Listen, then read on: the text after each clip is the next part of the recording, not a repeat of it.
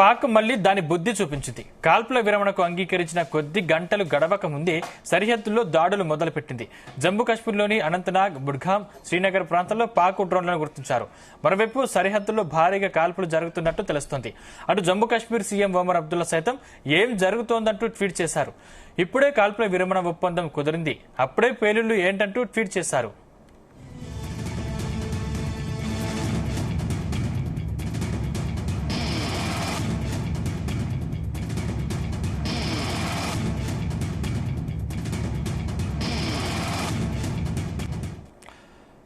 మరోసారి సరిహద్దులో భారీగా కాల్పులు జరుగుతున్నట్టు సమాచారం అందుతుంది. ఇదే అంశానికి సంబంధించిన మరింత పూర్తి సమాచారం మా ప్రతినిధి శ్రీచరణ్ లైవ్ ద్వారా అందిస్తారు.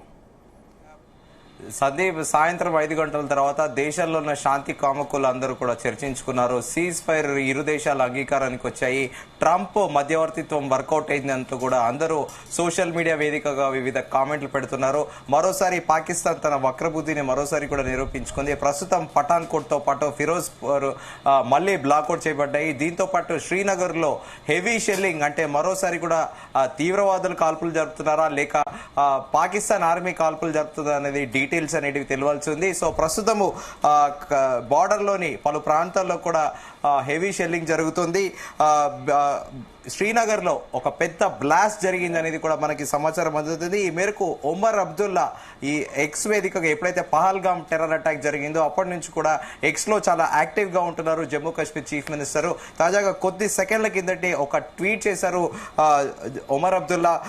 What the hell just happen to the cease fire, explosions heard across Srinagar అంటూ కూడా ఆయన తెలిపారు. సీజ్ ఫైర్ అయిపోయింది, మళ్ళీ ఈ హెవీ ఎక్స్ప్లోషన్ శ్రీనగర్ లో ఏంటి అంటూ కూడా సాక్షాత్ జమ్మూ కాశ్మీర్ ముఖ్యమంత్రి ట్వీట్ చేయడం కూడా ప్రస్తుతం సంచలనాత్మకంగా మారింది. అయితే శ్రీనగర్ లో కంటిన్యూస్ గా బ్లాస్ట్లు అవుతున్నాయి అనేది కూడా మనకు ప్రస్తుతం అందుతున్న తాజా వార్త. Pakistan violates ceasefire along LOC, RS Pura, Akhnoor, చెబ్బాతో పాటు Bhimber, heavy mortar shelling under way అంటూ కూడా ప్రస్తుతం మనకు అందుతున్న సమాచారము. దీంతో పాటు బారాముల్లాలో gun shots, Jammu and Kashmir Baramulla India Pakistan ceasefire తర్వాత కరెక్ట్ ఇప్పుడు మనము 9:11 సరిగ్గా 4:11 క్రితము ఇండియా పాకిస్తాన్ మధ్య ఒక ఒప్పందం కుదిరింది, తాత్కాలికంగా సీజ్ ఫైర్ అనేది. కానీ ఆకస్మికంగా మరోసారి ఈ పఠాన్కోట్ అలాగే ఈ ఫిరోజ్పూర్ లో కూడా బ్లాక్అవుట్ చేయడం ఏంటనేది కూడా సర్వత్రా చర్చనీయాంశంగా మారింది.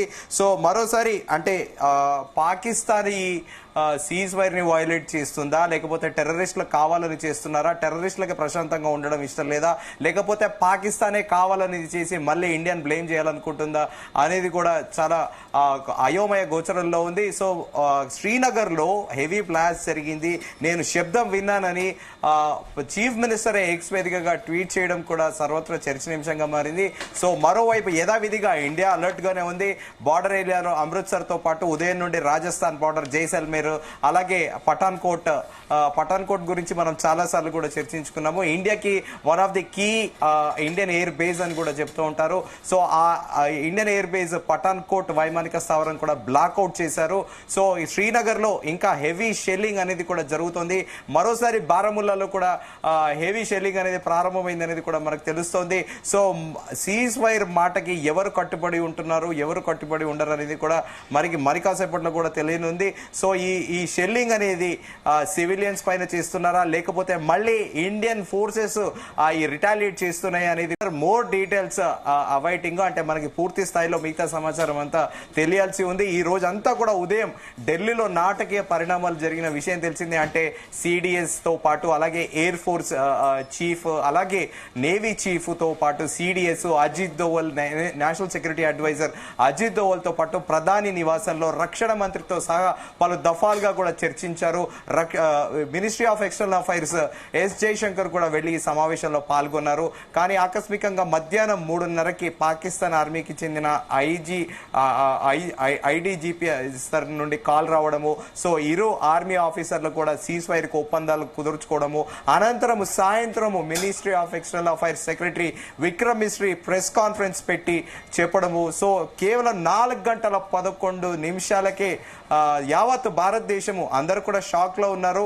ఎందుకంటే వాస్తవికంగా చెప్పాలంటే భారతదేశంలో సగటు భారతీయుడు ఖచ్చితంగా పాకిస్తాన్ పైన ఒక రిటాలియేషన్ బెఫిటింగ్ రిప్లై ఇస్తుంది, ఇండియా ఇవ్వబోతుంది అంటూ కూడా అందరు ఎదురు చూశారు.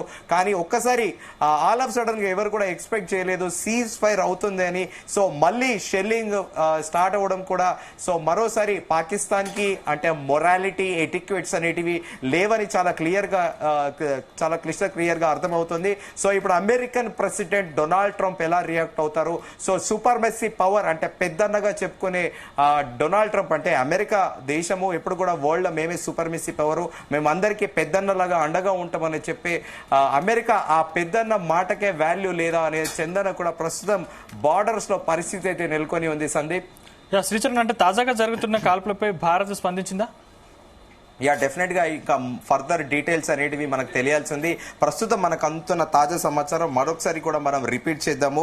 పంజాబ్ లోని పఠాన్కోట్, ఫిరోజ్పూర్ అగైన్ బ్లాక్అవుట్, అంటే మళ్ళీ బ్లాక్అవుట్ చేశారు. దీంతో పాటు డ్రోన్ అంటే మల్టిపుల్ డ్రోన్స్ అనేటివి ప్రత్యేకంగా నార్త్ కాశ్మీర్ లో అండ్ శ్రీనగర్ కూడా ఈ డ్రోన్స్ అనేటివి ఈ రెండింటి నార్త్ కాశ్మీర్ లో శ్రీనగర్ లో మన డిఫెన్స్ ఎయిర్ డిఫెన్స్ డిస్ట్రాయ్ కూడా చేశాయి ఈ డ్రోన్స్ ని. కాకపోతే ఎల్ఓసి లైన్ ఆఫ్ కంట్రోల్ దగ్గర హెవీ షెల్లింగ్, మరోసారి భారీ ఎత్తున కాల్పులు జరుగుతున్నాయి. అయితే శ్రీనగర్ లో మాత్రము బ్లాస్ట్లు అనేటివి కంటిన్యూ అవుతున్నాయి అనేది కూడా ప్రస్తుతం మనకు అందుతున్న సమాచారము. దీంతో పాటు RS Pura, Akhnoor, Chamb, Bhimber heavy mortar shelling under way, అంటే భారీ ఎత్తున కాల్పులు జరుగుతున్నాయి అనేది ఒక మనకు అందుతున్న సమాచారము. అయితే పాకిస్తాన్ కూడా ఆర్టిలరీ వెపన్స్ వాడుతూ ఉంటది. అది కన్సర్వేటివ్ గా ఒక్కసారి లోడ్ చేస్తే యావరేజ్ గా దాని సామర్థ్యాన్ని బట్టి 15 మినిట్స్ నుంచి సర్టన్ ఎక్స్టెంట్ 30 మినిట్స్ 45 మినిట్స్ వరకు కూడా కంటిన్యూస్ గా ఆర్టిలరీ వెపన్ తోని ఫైరింగ్ అనేది ఉంటుంది. సో మరి దీనిపైన ఇప్పటికే మరోసారి కూడా సమావేశం ప్రారంభమైంది ప్రధాని మోదీ నివాసంలో. Ministry of external affairs S Jaishankar తో పాటు అలాగే రక్షణ మంత్రి అలాగే national security adviser Ajit Doval తో కూడా ఇంకా భేటీ కొనసాగుతోంది. మరోవైపు బార్డర్ లో మరోసారి షెల్లింగ్ జరగడం ఏంటి అనేది కూడా ప్రపంచం అంతా ముక్కన వేలేసి చూస్తున్న వైనం అయితే కనిపిస్తోంది. సందీప్, శ్రీచరణ్, అంటే పాక్ ప్రభుత్వ నిర్ణయాన్ని అక్కడ ఆర్మీ వ్యతిరేకిస్తుంది అనుకోవచ్చా? డెఫినెట్ గా ఇప్పుడు పాకిస్తాన్ ప్రభుత్వానికి ఆర్మీ వ్యతిరేకిస్తుంది అని కూడా చెప్పలేము. కానీ ఆ పాకిస్తాన్ లో ఎప్పుడు కూడా ఆర్మీ వర్టికల్ గా డివైడ్ అవుతూ ఉంటుంది. ఎందుకంటే అక్కడ కూడా గ్రూప్, యూజువల్ గా పాలిటిక్స్ లో గ్రూప్ రాజకీయాలు అనేటివి ఉంటాయి.